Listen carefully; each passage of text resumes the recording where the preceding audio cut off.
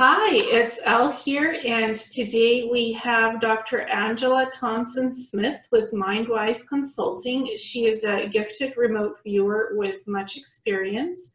Welcome, Angela. Thank you. Thanks for inviting me. It's a pleasure to have you at the Awakening Cosmic Reality Show. Well, I'm happy to be on. I checked out some of your videos on YouTube, and I feel very honored to be here. I was reading some of your information about the Catalina Island remote viewing project that you had done. So that's what really got me interested in wanting to do this interview with you. Okay. Did you want to know a little bit more about it, or? Yes, I would. What is remote viewing? How does it work? And the Catalina Island project and some of your other important projects for the remote viewing. Okay. Well, remote viewing is the trained ability to access information using something other than the known or the accepted five senses. We have many, many more senses, but those the five are the accepted ones. So it's not a new ability. This has been around for centuries. But recently, different techniques have come in that allow a viewer better access to their subconscious. So the training and the abilities, the methods, have been around for about 30 years, since the first days when they were researched at Stanford Research Institute and then researched by the American military. And I was trained by two ex-military remote viewers, Paul Smith and Lynn Buchanan. So, I've been doing this now for over 25 years. So I had heard, first of all, about remote viewing when I was still in England, because you can tell from the accent. I'm from England originally. And I sent off for a copy of a reprint of a paper by Hal Puthoff and Russell Targ on their research they were doing at Stanford Research Institute on remote viewing. I was intrigued, little knowing that decades later, I would be here in the middle of the field, so to speak, and actually doing work. How does remote viewing work? What is involved in the process itself for you especially? It depends which method you're using. I came into remote viewing as a natural intuitive. I could close my eyes and go somewhere and get information, because I had out-of-body experiences since I was a young child. So it was quite easy for me just to go, okay, I need to go to location X and see what's happening and see what the event is. And then come back and right away write it up. Because if you don't, you lose some information. That's called either natural remote viewing or extended remote viewing, because you're extending yourself to a location. Then there are several different more formal methods, which I've been trained in by the military guys, called controlled remote viewing, previously called coordinate remote viewing. And that is a paper and pen. You get a stack of white paper and a pen and an established protocol that you go through. There are various stages that you go through that are well established and tested. And you don't have to think about going anywhere or doing anything.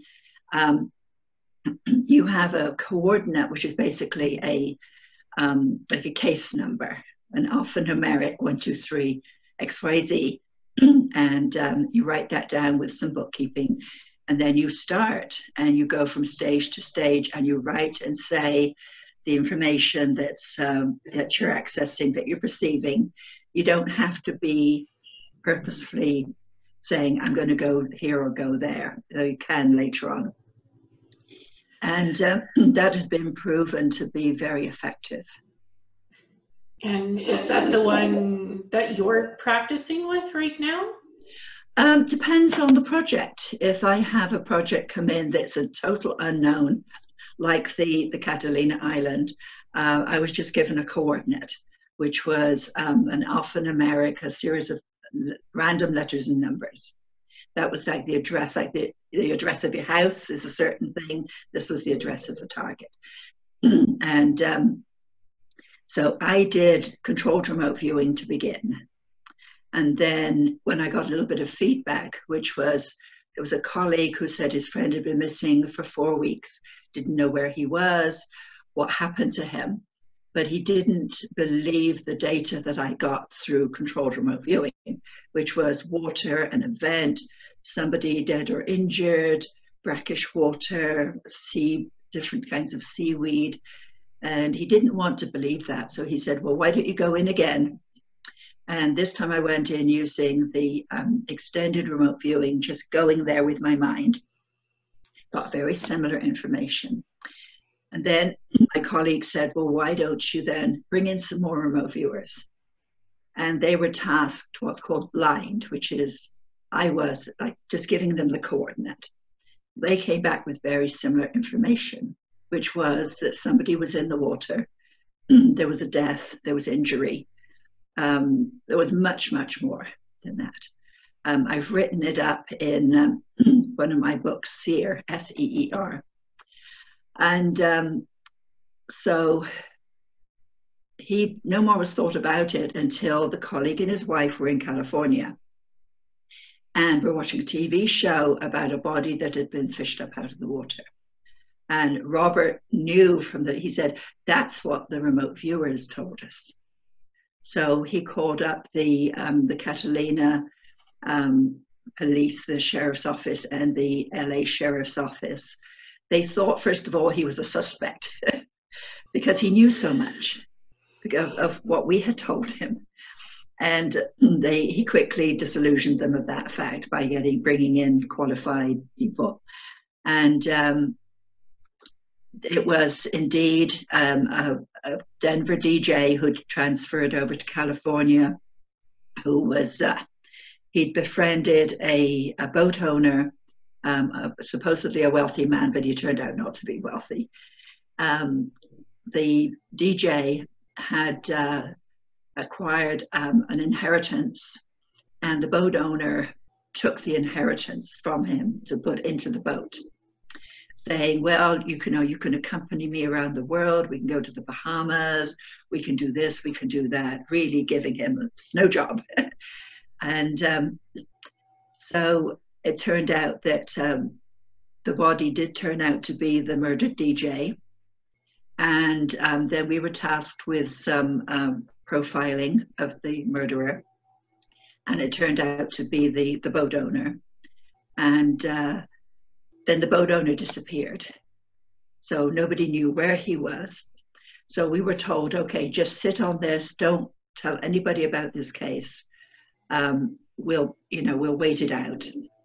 And he was eventually caught in Montana. He'd got a job at a car dealership, and he was recognized through Google. Somebody Googled him. And he was returned to California, where he was sentenced to, I think it was like, 25 plus years. And so it took 6 years before the end of the case and when we were allowed to talk about it. So we just had to put it on a back burner. Yeah, I'm not really experienced with missing persons or cold cases. That's something recent to me, a recent project that I just finished. Yes. And I can't reveal the details because it's... No.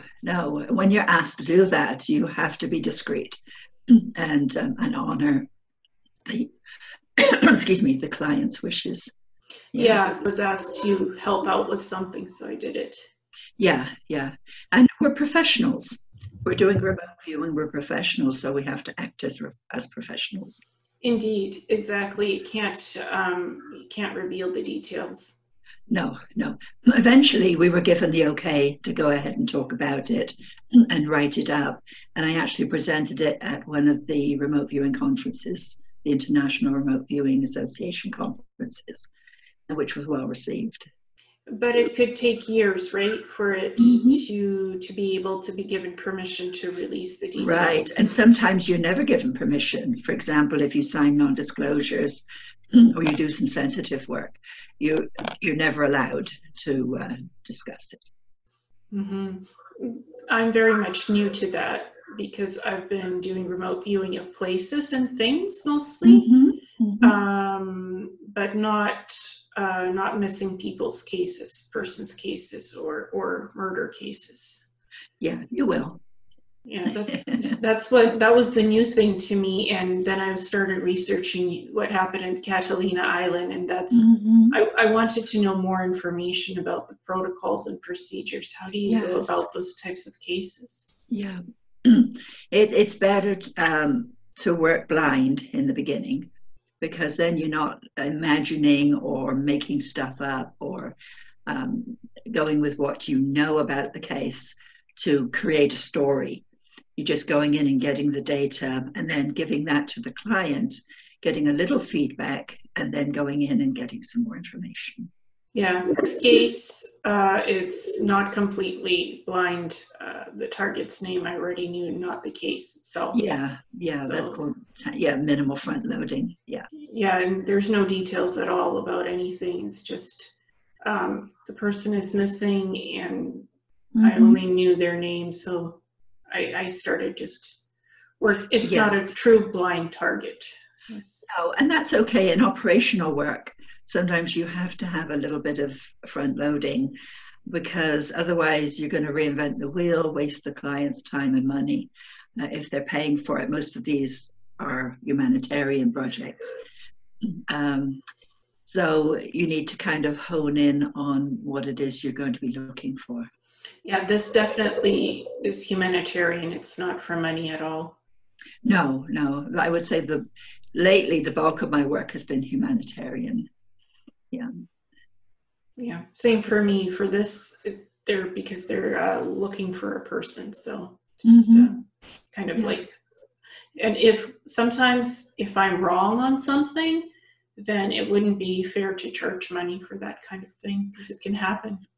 Right. Yeah, there are certain cases where you just have to go in and do the right thing. Yeah, and I did see a lot of analytical overlay in this. So I put AOL in that case, right? Right. But sometimes AOL tells you something also about the target, because it can be a match. You know, if you're seeing water, well, the body may be in water. You say it reminds me of a body of water around Catalina Island, say, for example, and you might be right on with that. But you don't know when you're in session unless you're doing it with the monitor. No, definitely not with a monitor for this. It was all on my own. So, I wasn't even asked to work on anything. It's just somebody mentioned, I'm having a hard time with this, finding this information, finding this person. Can anybody help? And I just went for it. Yeah. And as well as helping, you're also helping yourself by practicing. Because when you eventually get some feedback, then you can say, okay, I got this right. You can go back over your session and see what you got right and what needs more work. Yeah, exactly. I don't often get a chance to look for people. It's more things and places and situations, not people. So this was quite different and new to me. Yeah. So what are some of the other important cases that you worked on that were fascinating and very different? Well, up front, I'll say I've worked everything from the form and function of the atom for some physicists up to the rings of Saturn for off-planet work. But some of the more interesting, well, they're all interesting, but some of the more dramatic ones were that I was tasked way back in '97 on Amelia Earhart by an engineer, civil engineer, who was actually looking for their plane, because what he did was he found missing planes or abandoned planes and reconditioned them, gave them to museums. But incidentally, he was looking for Amelia Earhart and her co-pilot, Fred Noonan. I knew nothing about this because growing up in England, we didn't get all the American stories of, you know, I'm sure you heard about Amelia Earhart growing up and in school. And, and I don't go and look up stuff. So when I get a project, I just take it as face value. So I did ERV, and what I saw was Amelia and her co-pilot in the plane, and she was getting annoyed with him because he was being indiscreet in the back window and doing what he shouldn't be doing out the window. You know, I won't go into details here. And then they had to land on an atoll. I saw them coming down on a sandy bank. There were rocks on the shore. They had to clamber over because they needed to get a better signal. That was the justification they were using. And I was just accessing all this. And then what I next perceived was a rowboat come along to the shore with an Asian group. And I learned later they were Japanese. And a boat out in deeper water that had square portholes. And I'd never seen anything like that. And I've learned, don't dismiss anything. Don't say, oh no, that can't be right, because portholes are round. These were square portholes. And so they took Amelia and Fred by rowboat into the ship and took them to a prison on another island. And I gave all this information. I wrote it all up for the client. And he said, well, that doesn't make sense. And I said, well, that's what I got. So, you know, he said, yeah, they believed that, you know, she might have been taken prisoner. She was on. And then I went and read up about Amelia because I wanted to know the backstory. And of course, you've got a little bit of overlap there. You might be later, remote viewing what you're going to go read. But I think I got a lot of information which was unknown at that time. Now, fast forward to, let's see, 2012, I believe it was, 2013, 14. I don't know the exact date right now. But I was at a conference, and another client said, have you ever done any work on Amelia Earhart? And I said, well, actually, I have. He said, well, do you want to do some more work on it? And I said, sure. He said, well, I'd like you to work it first and then bring in some more remote viewers. So we did a large project and perceived that she had been taken by boat to, turned out to be Saipan Island in the Marianas Islands in the Pacific. And the students drew the prisons, the Garapan prison, the buildings, so much information that we gave to the client, wrote it up as a report for the client. And again, he was like, don't think so.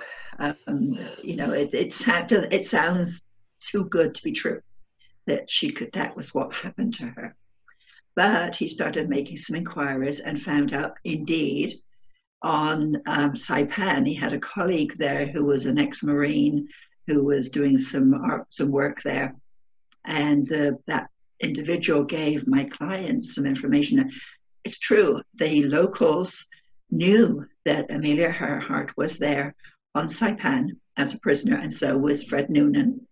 And they died there.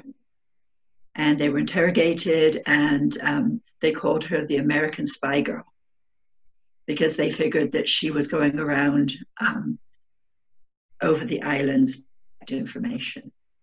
So I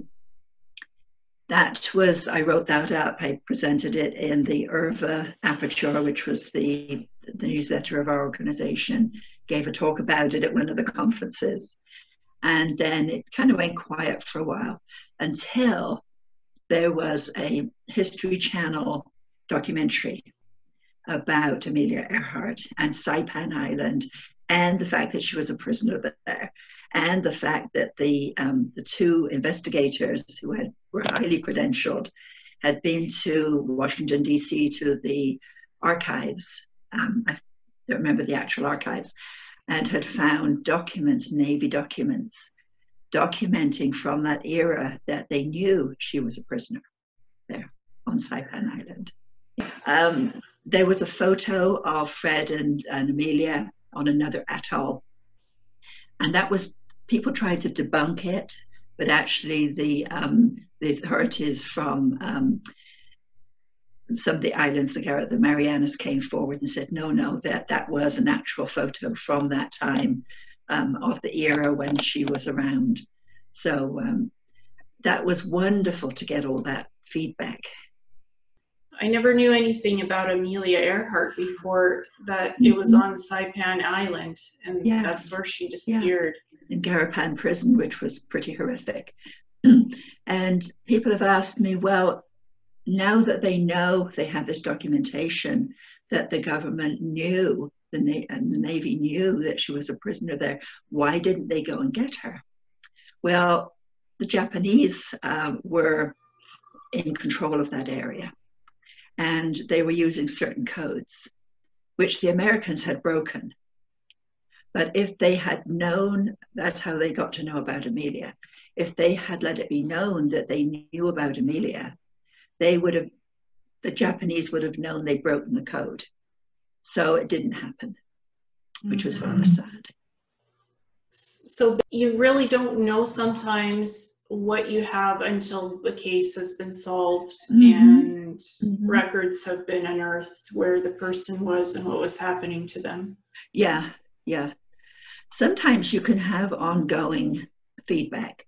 In the 2010, in Port-au-Prince in Haiti, there was a huge earthquake. Don't know if you remember that. And I was tasked by another remote viewing group, David Morehouse's group, because they were looking for a humanitarian aid worker who'd been in the large hotel there at the time.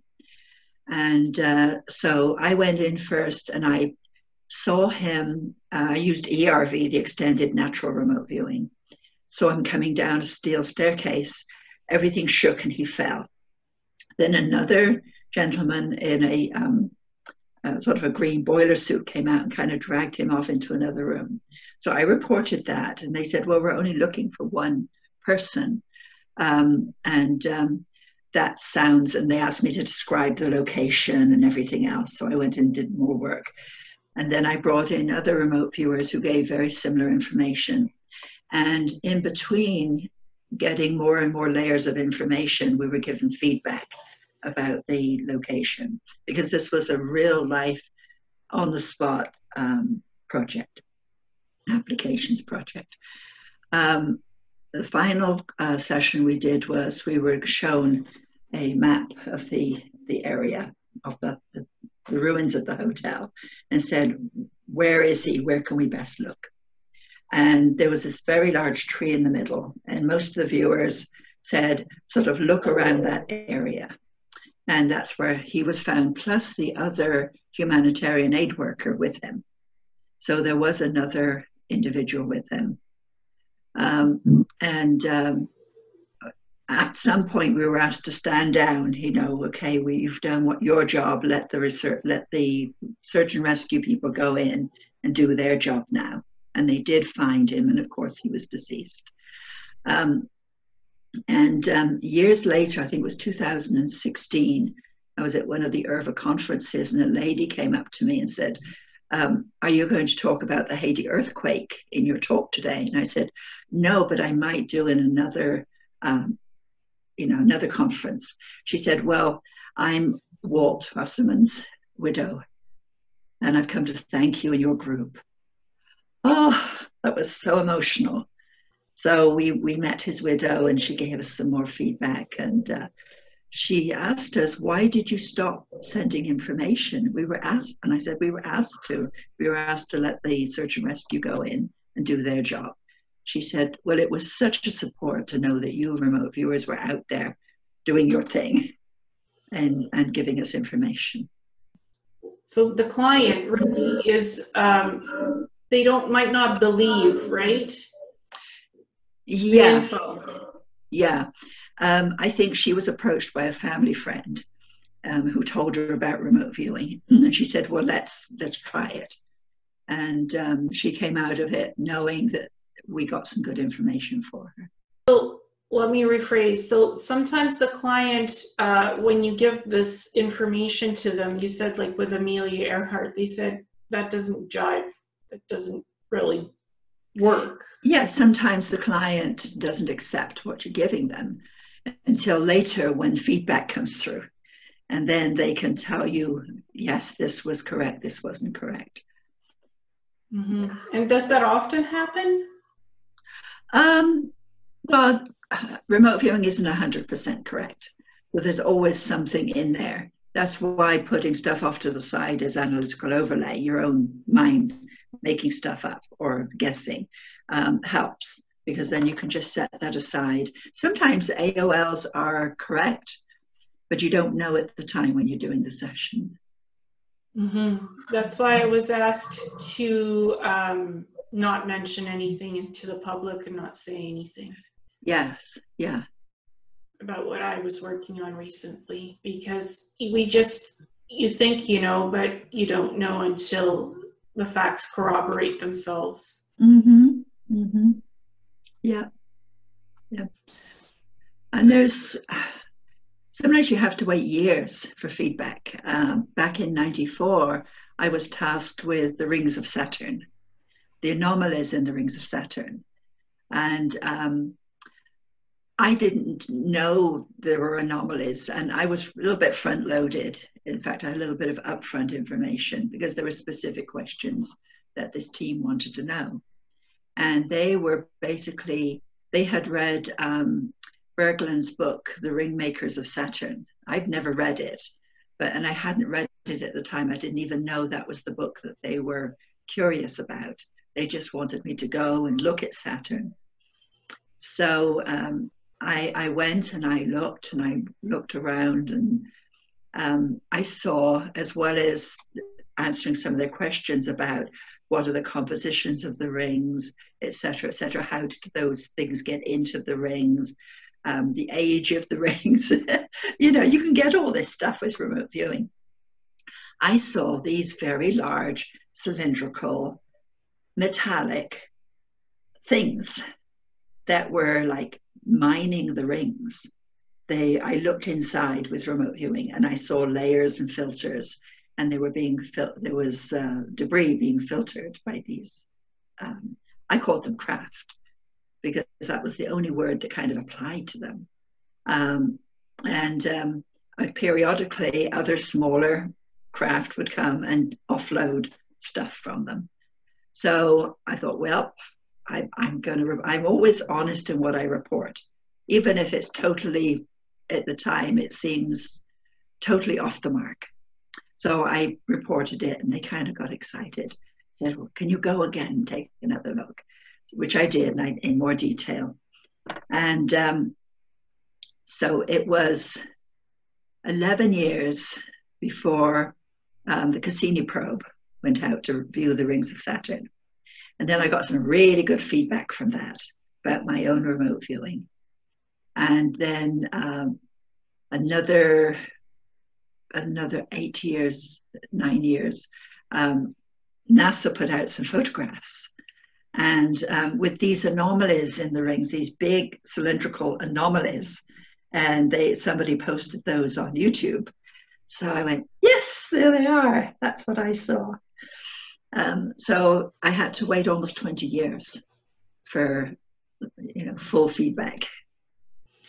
And when it's space stuff, it's out there, spacecraft, mining craft, like we don't have that on Earth, where it's a belief system that stuff is out there. So when you have it proved with your remote viewing, that's incredible. Yeah, there was a taboo for many, many years about doing any remote viewing off planet or anomalies or ETs or, parapsychological stuff, a real taboo, because they said, well, without feedback, it's not remote viewing. Well, I think it still is remote viewing, because eventually there will be feedback of some sort. So that's what I do now, is I will go and do these projects, like looking at the form and function of the atom down to its basic form. And I found it that was repetitious. The form was repetitious, almost like a fractal. And now they're actually finding that. So you just have to wait and be patient with remote viewing. Yeah, that's what I'll have to do. I'll have to be very patient with that case. Mm-hmm. It's a person, it's a situation. So I'll be patient and see how that goes. Yeah, and sometimes you don't ever get feedback. Somebody will disappear, and you're looking, you're doing a remote viewing, and sometimes they're just gone, and you don't get feedback, and that's something you have to accept. Yeah, I mean, I've remote viewed aliens, I've remote viewed spacecraft, underwater things here on Earth, off planet, even Mars bases and stuff. So it's fascinating, the phenomenon that's out there. Yeah, yeah. Last November was an auspicious occasion because in Laughlin there was a UFO conference that they hold every year, and Starworks, and they combined it with remote viewing. This is the first time Paul Smith and I both attended and gave talks, gave presentations. This was auspicious because the two had never come together like that. So I gave a presentation of off-planet remote viewing. And I've already given a couple of presentations to MUFON, etc., high strangeness remote viewing. So I did a presentation in more depth, and Paul Smith did too. So it's really nice that remote viewing is now being accepted into other fields, as well as just being on its own. It's a special field, I believe. It's the way of the future, in my opinion. That's why I'm very interested in applications work, because there is a place for training, there's a place for research, but for it to be accepted into the public eye, it has to be applied remote viewing. For the last couple of years now, I've been holding classes teaching people how to use it, not just to say this is how you do it, but giving them the basics of how to do it, and then giving them a real life case to work on. For example, we worked on, you remember last year sometime, the Yellow Jackets in Paris, the workers who were, they were striking and, having meetings. And so I gave that to the viewers. They do 2 days of testing, of remote viewing training and testing, and then a whole day of applications work on one target. They do 3 sessions on one target. And the information they got was so spot on. It was really amazing. So each class that comes in, I give them something totally different. And it's a total experience. And of course, I can't do any classes right now. I haven't done any for 2.5 months because of the lockdown. But I'm hoping once that lifts, I can start having people come in again. Yeah, I was doing remotely what I was asked to look into. So it was I just did the tasking, recorded a video of what I archived, what I saw, and just sent it to the person to review. Yeah. So because I don't really want to talk in depth about what I'd seen. So no, that's okay. Yes, yeah. I just did. I've written up. I'm a writer, so I'm currently working on I think it's my 8th book. I've lost count. The previous book with all my cases and projects in is Seer, and that's on Amazon. And that went from 81 up to 2013. So that was journal entries, cases, projects, write-ups, so that people could know it can be used. There's ways you can use remote viewing. It's not just this learnable skill. Now I'm writing, I've almost finished the successor called Scribe, which goes up to 2020, from 2013 to 2020. Again, cases, projects, journal entries, the life of a remote viewer, basically. So I'm almost done with that. I want to have that out sometime early June on Amazon again. I find it amazing. And when I go in to do a project, when I sit down to do a project, I say, I know nothing. That's my mantra. That some people have a cool down, some people say a prayer. I say, I know nothing, I being my logical mind. I'm going to go in and just get the information. And sometimes I'll look at it and I go, well, that's a load of rubbish. So I send it off to the client anyway. And then I'll get back an email saying, wow, you really got it. You know, that really helps. We can go on with the case now. Yeah. And that's very gratifying. Well, I put in the AOL, I see the dead, and I talk to the dead. That's part of the work. So that's in the AOL explanation. Yes, yeah. Well, I do that too in CRV. When you get to stage 4, there is a place that you can actually do some dialogue. So I've done that as well. Sometimes it's just in there because I see what happened to whoever's missing or whoever died. I see it from their perspective, how they died. Yeah. And if they had an attacker or if something went wrong, I just see it and I put it in the LOL. I see it from their perspective. Because honestly, if that's what I see, that's what I see. So I put it right. Yeah. And you just have to write what you get and let the analyst or the client, whoever, sort it out. You're just accessing the information. But I have certain signs that I know if I'm looking for a person and then I see their body and it's white and bloated and waterlogged. I know they drowned. You know, so that, you know, reminds me of somebody who's drowned. And so is there certain signs, like you said, that it's a drowning or it happened on land? Like there's certain things that you know. Yes, sometimes there's certain things that are cues or clues that I include because it's personal to me. I know I've done another case of that kind, and that was the information I got. It reminds me of a case I did where the person drowned, you know, so I'll make sure that's in there. And even if it's accepted or not by the client. So it's a good idea to write notes. I always do. Yeah, I always write it up as a report. I'll make some notes. If I do CRV, then of course it's all written up, and then I'll do a session summary of all the main points. But if I do ERV, I'll have to write notes down as soon as I finished, and then I'll write up a report for the client, because I think that's much nicer for them to get than some handwritten notes. It sounds like you give them a video, which is just as valid. I do a report and I do a video. So this I did together. It's an unofficial thing that they're looking into. So I sent them the video for now. And the video describes the report because I have screen sharing software that captured the report and what's in the report. Yeah.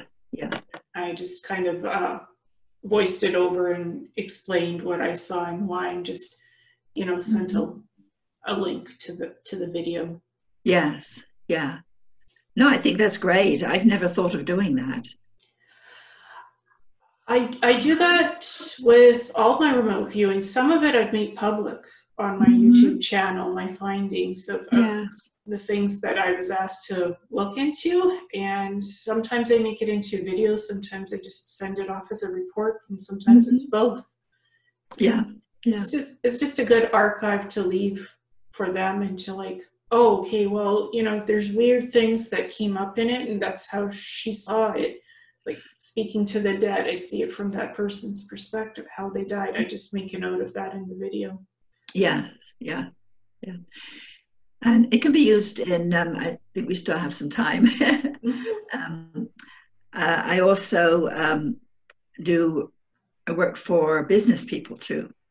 And I had done that very haphazardly on and off up to around 2003, when I was approached by a businessman in New York who had been going to work with a colleague of mine who then decided she didn't want to be in the remote viewing field. And she recommended me. And this client was very hesitant. He was a very wealthy man, not who you think it is. And he worked in an office where they researched information for other financial companies. And so he had me do a couple of projects for him, just trial and error kinds of things, just to try and see what I did. Then he and his wife came and actually did a weekend with me, remote viewing training. He came over from New York just to see what remote viewing could and couldn't do, which I thought was amazing for a client to do. And then I did some more work for him. And then he asked for some other viewers to be brought in. So we had a whole team. And that's where the Nevada Remote Viewing Group came about. So I have a group now that I can call on as needed. These are private individuals who've trained in remote viewing, who have proven themselves reliable. And they're like a firefighting team. I can say, are anybody out there available to do a project and willing to do a project? So most of them are humanitarian. And so that's where the group formed, working for, I call him Jay, because he never wanted his information to be out there. And I worked for him for 9 years on many, many projects, not just business that we worked on. We looked at, he had some personal interests like Andromeda, Atlantis, and the Sphinx, and other things. So, and longevity, very interested in longevity. So I did a lot of very interesting projects for him. And then he was going to sell his business, or his businesses. And so I assisted him using remote viewing for that. Like if he was going to a meeting the next day, he'd say, I want you to go to the meeting and tell me if there's going to be anything that will be surprising or something I should know about. So I'll go and do out of body, sit in the meeting and sort of take mental notes and come back and write up a report, which I would give him the day before he went to the meeting. And he found those very helpful. So there were some things he hadn't thought about. You know, it was another input. But then he sold his business. He relocated abroad and came back to the States again and has since passed away. But those were some of the most prolific and amazing years, 9 years of working for him. And I wrote up as much as I could without revealing too much about him and his business in a book, Tactical Remote Viewing. So that was another one of my books.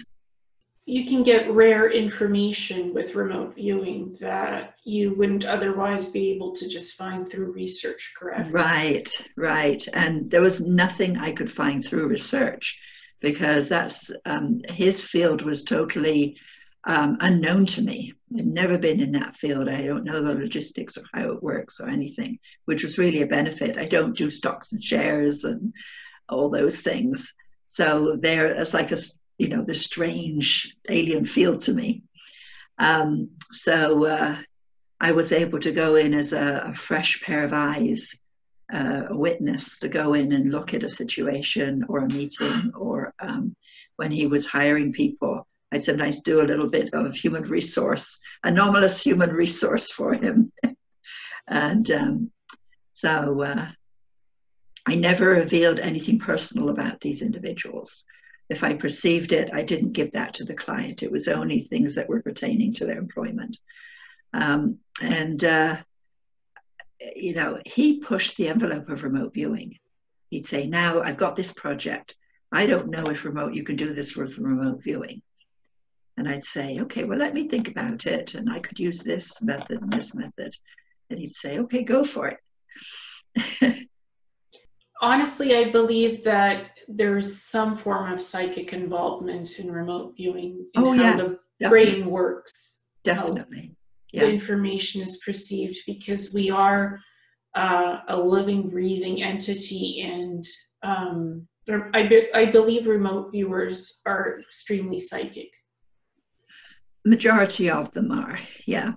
Well, if you look back at some of Russell Targ and Paul Halpotoff's papers, like the first paper, they have a paragraph in there at the very beginning of their paper, which says what used to be called clairvoyance, out-of-body experience, dissociation, etc., etc., etc., we are now calling as a neutral term remote viewing.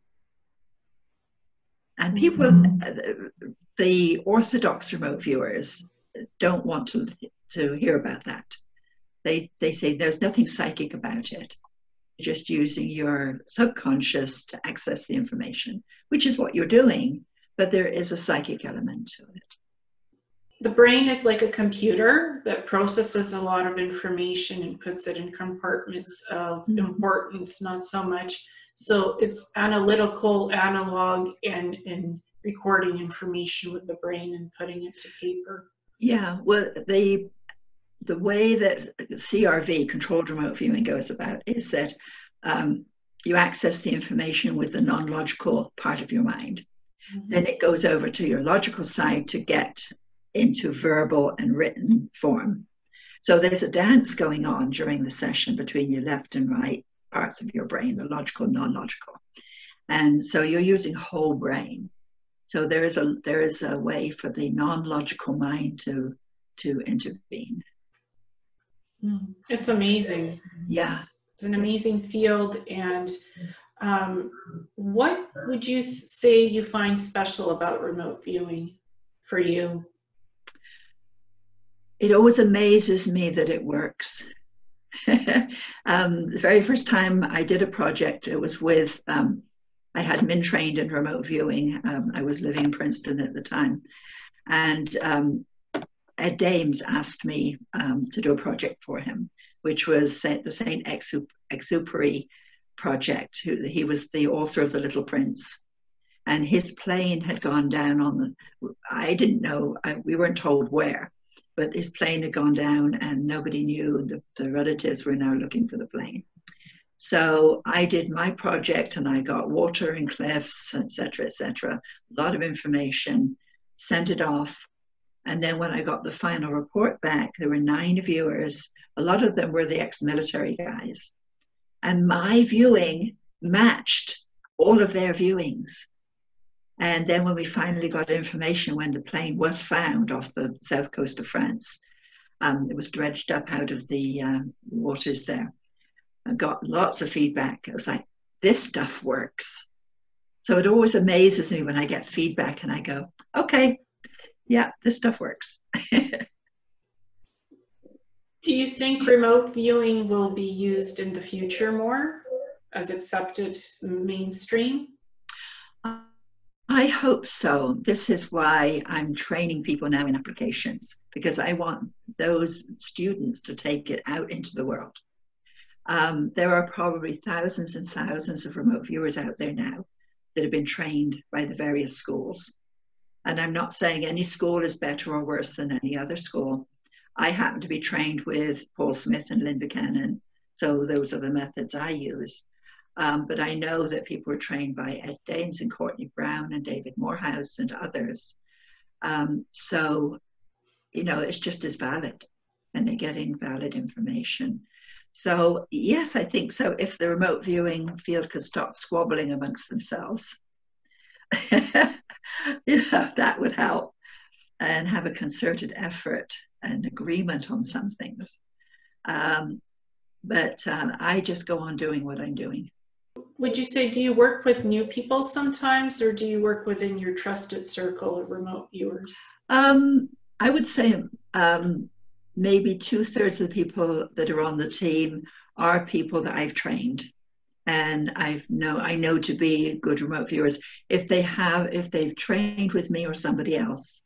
I do have some natural remote viewers come in from time to time, and they're reliable, which means they get their sessions back on time, and they give me more than just one page of information, and it's not just a hurried scribble on a page. That I can understand, I can see they've used a definite method, either ERV or CRV or some other school's method to get their information, and they've written up a session summary, and they've given me sketches and even sometimes models. We did a big project recently on the nuraghe of, it wasn't Sicily, it was one of the Italian islands. And these wonderful Neolithic stone structures. And I asked the viewers to take the sessions right up to stage 6, which is where you can start modeling and sketching, and got some really good work back. So, if they prove themselves that they can do that level of work, then they're on the team. Mm-hmm. For me, it was just a quick report. What I see on the spot, like not going into a specific modality of remote viewing, just on the spot, knowing the basics of a report, how it should look, just going. That's equally as valid. Yeah. As you progress, you can add in more and more skills. Yeah, there wasn't the luxury of a target, blind number target. It's just you had a name and you had to just on the spot just give the person. I've done those too. Yeah, sometimes you'll just get a photograph of a missing person, and then you've got to say, okay, where is this person? What happens to them? Yeah, I found the where and the particulars of the why, and it's complex. So just put it all together in the report. It took 2 days. Then I gave the initial findings to the person I needed to, and then I did also the video and sent it off. So it's sometimes it's so on the spot, right? You don't have time to do so many write-ups. You just give the most important. Just the facts. Yeah. What you see. Because they don't want your opinion. No. People that ask you to do a remote viewing. Sometimes they'll come back and say, okay, you said this, this, and this. What do you think? But when you're giving the report, you just have to put the facts in. Yeah. I mean, notes, there are notes, I thought at the end of it, what my opinion was based on the information. I put that in the video. I had to voice it out because the information pointed to something specific. Right. Yeah. No, that's good. That's good. It was just commentary at the end. It's like, this is what the information is, and this is what I think could have, like, why the situation is what it is. And I left it at that. Yeah. And you never know. It could be AOL, but it's always, if it comes to you and you want to write it down, as I say, try to stick to the facts, but sometimes your own analysis could come in there. Well, at the end, what I was seeing in LOL, I said, this is what my final thoughts on this are at the end of the video after the facts were presented. So what it turns out to be actually, who knows? I won't speculate on these things. Like you said, I just said what the information was giving me at the end. This looks like this, and left it at that. Yeah. And sometimes a picture is worth 1,000 words. If you can sketch something, that really helps. It was so sudden. I didn't have time to sketch. What I was seeing in the remote viewing, I just put it in words as best as I could describe it. I typed it out. I was at a computer with my eyes closed. I typed it out, and I found a map of location-wise without anything, and I just put the bullseye on the mark where the person is. Yeah, well, I hope you eventually get some feedback on that. It's a tough thing. I don't know if I will. I've just provided the information, what I was asked for. Yeah. And sometimes that's the best you can do, and you just send it off with a blessing. For me, cold cases and missing people is tough. It's not something I think I will do on a regular basis, honestly. I don't do many cold cases now because there are other cases coming in. For example, year before last, we had I had a call from, well, an email from a colleague, and he said that in the Bavarian Alps, there was a young man who had gone off the trail. They knew where he was from his last call in, and after that was nothing. His family were very concerned. He was a Canadian, so his family were flying over to Germany to join in the search party. The search party was headed up by a woman who knew about remote viewing. I don't know if she'd actually done training, but she knew about it through colleagues, and she knew about it through the colleague that had contacted me.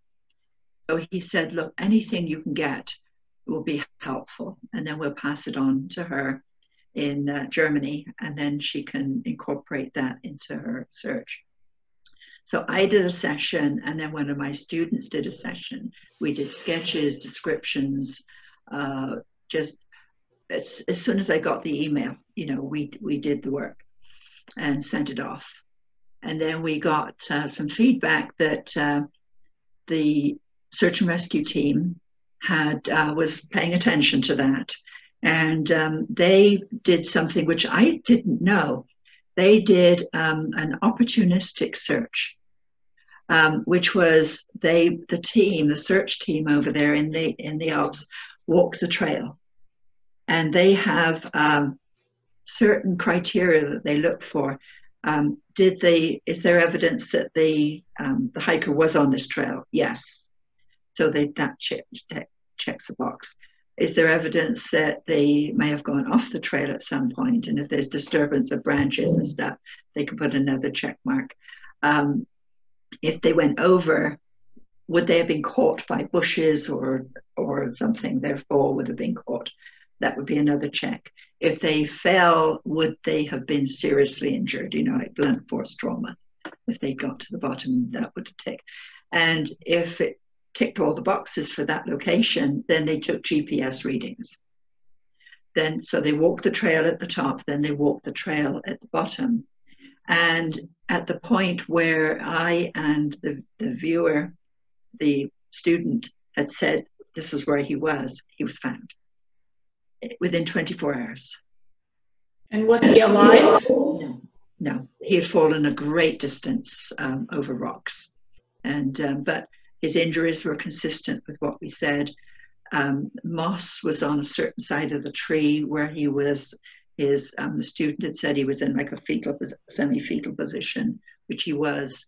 There were so many things that were matches. Mm-hmm. So that was turned around in 24 hours.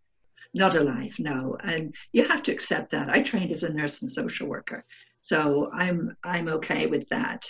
Not everybody's okay with that. They want the person to be alive and healthy, and we got somebody, we saved somebody. Yeah. Mm-hmm. Sounds very similar, actually, to just yeah a lot of these similar cases where people go missing, hiking, biking, trailing, whatever they're doing, and they get lost, either mountain ranges or woods, shadows, and it takes time to find them. Yeah. Can I tell you one more case? Yes, please. Okay. This was a couple of years ago now that another colleague had contacted me about a missing girl down in Mexico. And they had a team down there looking for her. And I don't know all the details. We weren't given all the details because there was some proprietary stuff attached to it that we weren't allowed to know. And I still don't have all the feedback on that. The girl had gone missing. They'd searched everywhere they could. They'd run out of options. So now they turned to the remote viewers. So they contacted another colleague of mine who contacted me and said, hey, could you do a session on this missing girl, Mexico? So I did a session, and my student that also worked on the Bavarian Alps case also worked. And we came up with water, and splashing and something that went underwater and, weird stuff that, but I write it down anyway. And I go, well, I'm going to put this in, and if they can use it or not, whatever they want. So we waited about a day or so. And finally, the colleague got back to me and said they found her. They got her out. And it was a life and death situation. And it was involving, I don't know if you've ever heard of dolphin boats. These are boats that are like speedboats on top of the water, but they can actually go underwater. It was involved with those. So what the data that I and the student were getting seemed really weird about something being underwater and being on top of the water, and was absolutely correct. And it gave them the information they needed. They said, okay, we know where she is. And they went and got her. That is so rewarding. I've not heard anything since. They were supposed to give us some more information, but that's okay. Just the fact that she got out, that's reward enough. So basically one of those dolphin boats had hit her, yes? We don't know. But it was involving the location of the dolphin boats. Whether she was in one or hit by one, or who knows, we don't know. Mm. And she's not alive? Yes. Oh yeah, she was got out alive. Oh, she's alive? Yes. So yeah. She was they not got alive. her out and saved her life. Oh, that's good. So yes. Because a lot of this, it's good that the remote viewing data was able to be used like so quickly to find her. Because oftentimes it's like you find the person, but they're not alive. Right. Yeah. So, when I get a project like that, I get right on it. I drop everything I'm doing. And so these days I mainly work on urgent, sometimes local cases, and whatever I can do to help. I can't take every case. I have a letter that I send to people that contact me, and sometimes I have to gently turn them away because I know that their case is sort of so old. And so I have certain criteria. If it's a new case, it's urgent or fairly recent, there are people still searching. There's a team in place that can go get them if they find them. There are resources available. There are authorities involved. Then those I'll take. But if it's, an uncle who comes and says, oh, my nephew went boating 10 years ago and then we don't know where he is, can you go in and find him? I gently turn those away, because even if you found the information there, they don't have the resources or the people or anything to go find them. Or it's frustrating when the case is ongoing and the resources are there, police is involved, but the people who ask for help can't give the information to the authorities. Yeah. Those are tough. It does happen sometimes. Yeah, that's kind of frustrating part about that. So, but sometimes we just have to accept we've provided the data, and that's all we can do, and turn it over, and whatever the case reveals, and when the person is found, they're found. Yeah. That's all you can do.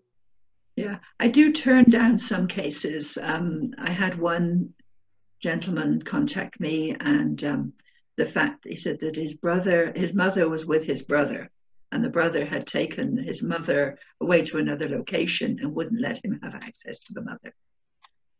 And that just raised red flags for me. And I questioned him a few times on things, and he was very vague. And he said, I just want the address and where my mother is. I want to go and see her. And, and I turned him down. I said, no, I can't do this case. I'm very, very sorry. And I apologized to them, and gently turned them away, because I didn't know the backstory. And I didn't want to know too much of the backstory. when people ask me for addresses and people's names in a remote viewing, that's a red flag for me. I'm like, no, I'm not doing that. If you want specific person's name and address to locate somebody, how am I supposed to know how they're going to use that info? Yeah, I advise them to go find a private investigator who can do a much better job on that kind of information.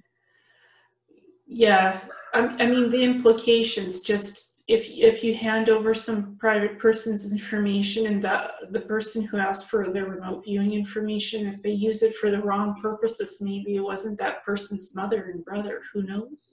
Yeah. And then you have people, I'll give you another example. I had, this was back 2009, 2010. I had a gentleman contact me. He said he's putting together a remote viewing team and he's going to get everybody a cell phone. So when a project comes in, everybody can be on the same page and, get all the information at the same time. And he said he was going to go to Walmart and he was going to buy like a family plan for phones, but he was going to give them, he said, it won't cost us anything because I'm not going to give them the right address. And immediately, boom, red flag. And he went on and on about this. And I said, I'm sorry, no. Oh, why not? Why not? I said, it's not something I can do, thank you. And he said, would you know other remote viewers? And I said, I don't think there's anybody I know that would want to do this. And, turned him away. Because if he was going to give false information to Walmart to get his equipment, what does that tell you about this person? So you have to use discernment. For me, it was, I got one of those people who wanted the addresses and the names. I said, look, that I'm not going to take on, no. What I can do is give you the overall corporation that's doing something inappropriate, the name of a corporation that's involved, and where it is location in which country. But I can't give you specifics on people and addresses and names. And it is difficult to do that because numbers and letters and addresses, etc., are done in the logical brain. The left, in most people, right-handed people, it's the left hemisphere. That can be done to a point. In the later stages. CRV goes up to stage 6, but there are stages beyond that up to stage 11 that are adjunct stages where you can do alphanumerics and other things to go through the alphabet and say, okay, there's a letter O, and then there's a letter O. Oh, Orion. This is Orion. You can do things like that. But to get a specific address, and that's totally advanced stuff. And it's better once you got some information to give it to them and then say, go take this to a private investigator and get more specific information. For me, it's mostly the just what are the people going to do with that information? It's ethics and privacy and safety. You have to use your own judgment. Yeah. I don't say yes to addresses and names, and if somebody feels targeted and they want to have do a remote viewing with them to find out who's targeting them, the address and the names, no, I don't. I don't take those on. I refer them to individuals who are working with targeted individuals because that's going to be more value to them. Yeah, I mean, what I was able to do is get a specific company that was doing this targeting and where location in which country it was. But I'm like, I'm not going to look up every person that's targeting you within that company. That I cannot do. Yeah, because very often they'll come back and say, okay, now I want you to get this, this, and this. Then they'll come back again, now get this, this, and this. And it's a never-ending project. Yeah, so I won't engage in that. It's unethical. Yeah. So you have to have boundaries. Certain boundaries. Yeah, exactly. Certain boundaries that you just don't cross with RV or even ERV or psychic intuition or remote sensing. Any of these skills, yeah, there have to be boundaries. And I've learned over the years, you know, I used to accept everything. And then I'd either accept and feel a little bit pressured and put on, or I'd say no and then feel guilty. And then when I was doing some shamanic training with a group, and I learned the Hawaiian word Kuleana, Kuleana, which means being of service to your community. And your community can be worldwide. But it also comes with the option to say no and not to feel guilty about it, because you can't do everything. You're one person. So it's okay. So if someone calls me up and says, you know, you've got a PhD, we'd love to have you on our committee, and we'd love to have you on our letterhead, and you'd be such an asset to our organization. And I'm going, oh gosh, here we go again. And I say, you know, I'm really flattered that you would ask me, but this isn't for me. Thank you very much. And it's okay. And I never used to be able to do that. Again, it's boundaries and perceptions and opportunities. So if I don't feel good about it, I just say no. And if I don't want to do it, I don't do it. I say no. Yeah. Subject. Yeah, yeah. I mean, I do most of the projects that come across my desk. But there are others which, if it's illegal, unethical, illegal, yeah, I've said that one, immoral, you know, and I sense there's something about it that's my own sense, my red flags go up, then I'll gently say no. And I say gently because people, when they contact me, they're sometimes desperate, as you can guess. And I sometimes have to say, I'm very sorry, I can't do this. I am very young still, and my experience is not at your level because I'm still learning these things. And I've been around a long time. Yeah, so it also comes with experience and understanding, I think. And yes, thankfully, I had enough presence of mind to ask help from a mentor who's had experience with this stuff. Well, what should I do with this? And they told me, just wait. Don't reveal it publicly. Just wait and see what happens with whatever is being done. Yeah. So I that's what I did. And you've given me many great information and tips as well. Oh, good. On how this works and why you do this. It's so amazing. Yeah. Are there any final thoughts that you would like to mention about our review, or anything about yourself that the audience should hear? I'm just concerned about the field of RV. You know, I was saying about the squabbling and the sometimes outright animosity between groups. And I understand there have to be individual groups because people have different approaches to their work. And that's fantastic. I accept all of them. But we're in a time now, as you know, where things are changing rapidly. And this could either be the swan song for remote viewing and it'll just die a natural death, or it could now, if we're very diligent, keep moving on, keep improving the field and pushing it forward into the future. There are lots of very young people like yourself that are coming up that will be the vanguard. You are the new field, you know, the new people in remote viewing that can take it forward. So I put out the challenge to all the new remote viewers, don't give up. Just keep learning and training and pushing the field forward, because I feel there is a future for it. Well, I mean, I've done a few projects, remote viewing projects for clients, and I've done a lot of psychic work for clients because I'm also a psychic. So I always tread lightly when I'm in a new field, in a new situation. And if I'm unsure and I was asked to do a project and I've done the work, I just record everything that it's in the report, and I date it and I name it. Yeah.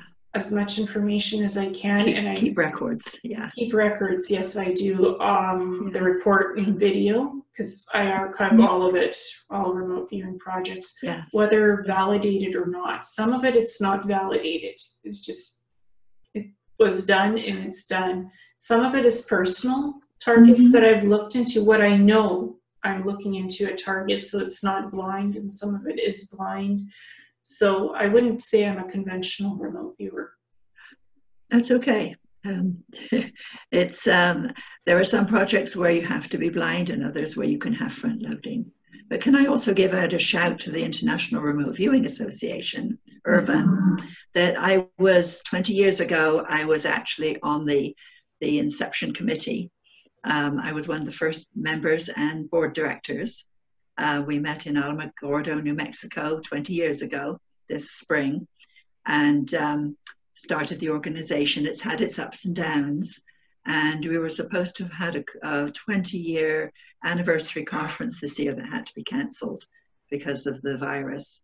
We're now in the process of getting a remote, a virtual conference together. And I've been asked to be back on the board, which is, I've said yes. So I think I can help, help, I'm not just me, help take the board further. So I don't know yet when, I don't know dates, that's still being organized, but that will be put out generally to the RV community. What would you say to new people coming into the remote viewing field to learn this? What would you recommend for them to do? Ask around, find people who've already trained, who they trained with, if they found it effective. And, because there are, as I say, many fields, many training organizations out there and research organizations. So do your homework before you actually decide to go and train. Don't train with the first person or first group that you come across. Do your homework and get information from each of them, and then find out which is best for you. For you, what type of modality have you found works best for you in remote viewing for yourself? Oh gosh. I don't do associative remote viewing. That's the method you use for stocks and shares and horse racing. That doesn't work for me. Dowsing doesn't work for me. It's a 50-50 between controlled remote viewing and extended remote viewing, because I'll use both interchangeably. I would say the same for myself. Yeah. Yes. For me, I'm very logical and very, if it seems weird, I won't say, that's impossible, because nothing is ever impossible. There's always the exceptions. Yeah. Exactly. I don't have narrow-mindedness in remote viewing. For some people, it's so rigid. If it's out of the impossible realm, in that weird category, they'll just sometimes ignore the facts. Yeah. Would you say for you explore that otherness? Oh, absolutely. Right from the very beginning, I've had an interest in esoteric and parapsychological topics, as well as just straight remote viewing. And you've got a continuum from what I call the orthodox remote viewers who trained at SRI and with the military. And then you've got a whole range of people since who are exploring all sorts of alleyways and boundaries, and which I think is wonderful, because that's how it can be used. And there is feedback out there eventually. How can people contact you? They can either email me at mindwiseconsulting@gmail.com, or go to my website, which is Mindwise Consulting, www.mindwiseconsulting.com. And there's nothing much on my site at the moment because everything's on hold, but I will be putting up, as soon as I'm able, and opening classes and putting up my books there as well. So there is information on there, but no current classes at the moment. So those are the two venues that you can get information. And people can email me with questions if they have queries or questions. Excellent. So you're very open to that kind of contact. Yes. Well, thank you so much for allowing me to interview you, and I've gotten so much insight about this topic. Good. I'm glad. Yeah, and it's great to meet with you, and I hope we can keep in touch. Definitely, definitely. You have so much experience, and you've given me a lot to think about, and some new information that's important to keep in mind for remote viewing. So thank you so much. I appreciate it. You're welcome. Have a good day. Thank you. Bye-bye. Bye-bye.